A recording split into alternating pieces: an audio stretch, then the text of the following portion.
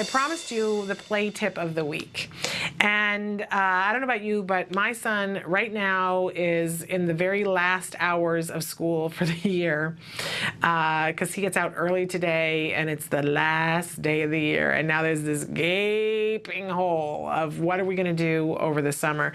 And I always try to give myself a roadmap. I try to give myself things that I'm focusing on. When he was having therapy, his therapy team had things that I was part of the team, so we talked about all those things. But I always had things that I was working on in particular too, and that my husband and I were working on with him. Because there's always more time in the summer, right? And I have mentioned to you guys that don't let the summer go. Get proactive, and you don't have to spend a whole lot of money. If the camp thing is not happening for you because of where your child is at or because of where your finances on, don't feel guilty about that. But if you have time or there's someone working with your child who has time, I really recommend Skills. Skills is amazing, and they're running a special right now that if you buy 1 month, they're gonna give you the rest of the summer for free. So basically, you're getting 1 month, you're getting 3 months for the price of 1 month, which is really amazing. And again, if you look at that, and it's very inexpensive, right? But if you look at you know how that's a relative thing, right? If you look at that amount and say to yourself, you know what, I don't have that, I can't afford that, would you do me a favor and write to me and let me know, because there are organizations that give grants for that. Don't miss out, is all I'm saying to you. And don't feel bad about that. People helped me along the way, and I like to help you to find the people who can help you. But don't have your child do without. Skills is an amazing thing. And I mentioned that, we're going to work on bicycling. We're also working on writing this summer. The whole family is going to take a typing it's a game, a typing game together, and keep track, because I'm a terrible typist and I want my son to be a really fast typist. And there are a couple of other things that we're going to be working on as well. But in terms of play, summer is a time for our kids to have, it's a automatically enforced break, right? And we can take advantage of that. It should be a time when we play to their strengths and keep shoring up the things that they're a little bit behind on. So depending on where your child is and how you're going to map things out, one of the great things that you have time, hopefully in the summer, to work on is creating a playtime where the child is going to work on transitions, moving from one activity to another. And with very little kids, what you can do is create a visual schedule. And you can do this in lots of different ways. If you have a program on your phone that allows you to, we had that the gentleman who developed AirTalk, you can do it on his program, and I think his program was $2.99 for a phone or for a pad device, where you can take pictures of something and enter it in. It helps you make flashcards, and you can order them in different ways. They were using it primarily for communication, but you can use it as a visual schedule. So you get up in the morning and you pull out your phone or your device, and you've taken pictures of things that your child likes to do, which is a fun activity, right?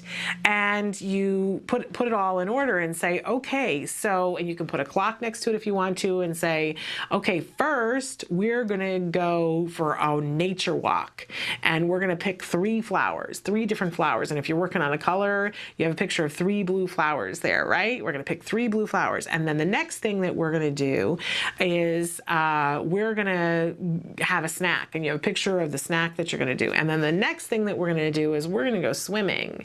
And then the next thing that we're going to do is we're going to do some, you can call it whatever you want. You can call it play, you can call it lessons or learning or color time or whatever it is that you're working on, and have that in pictures on the device.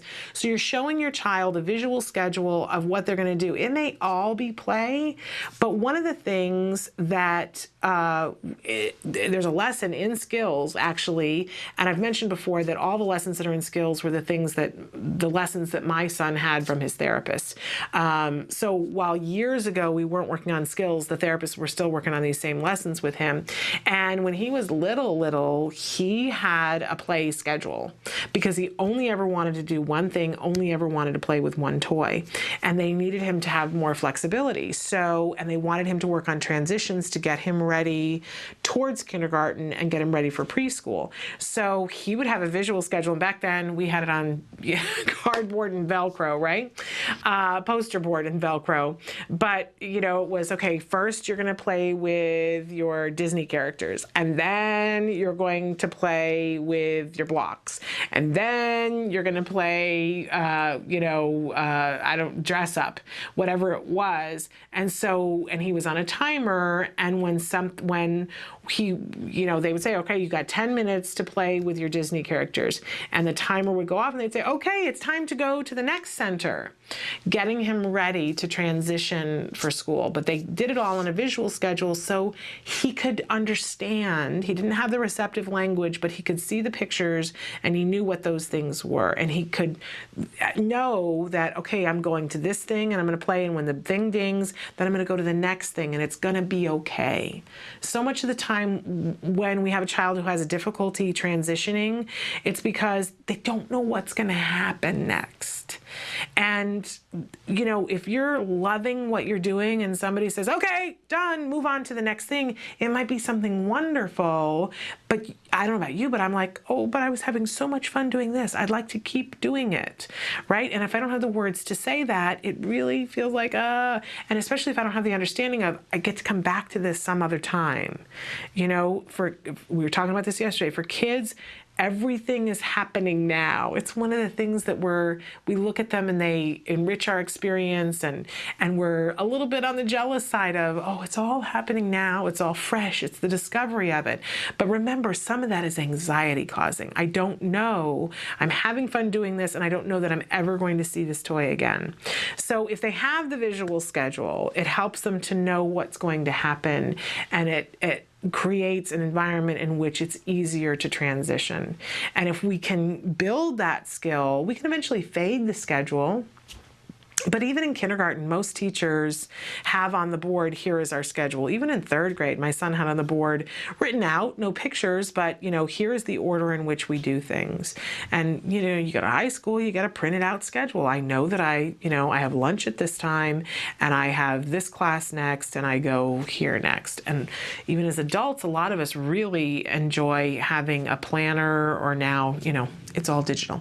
In any case, now is a great time to have a visual schedule for your child and a plan. It'll be great for you, and it'll be great for them. And I think you'll find that you'll have much less challenging behavior and get more done. How much better can it be than that?